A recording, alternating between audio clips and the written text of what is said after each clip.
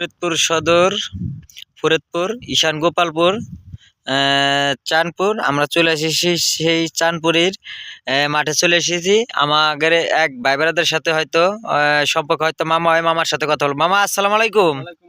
কি মামা ভালো আছেন? কি কাজ করতেছেন মামা? পিজির কালি টানতেছি। এটা কয়বার টানলেন এটা? তাই না? তো মাশাআল্লাহ, খুব তো ভালো হয়েছে, ঠিক অনেক সুন্দর হয়েছে। তাই কি আপনি তো এই কৃষি কাজ করার তো খুব হেভি দেহি আপনার খুব, তাই না? তাই এই খেতে কি গুটি বীজ লাগানো হয়েছিল? তাহলে এই কিনা কি ওষুধ কি দেওয়া হয়েছে?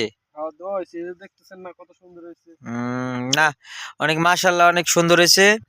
এই ভিডিওটা বেশি বেশি করে শেয়ার, বেশি বেশি করে সাবস্ক্রাইব করে দিন, আর কমেন্ট জানাবেন আপনাদের মতামতটা।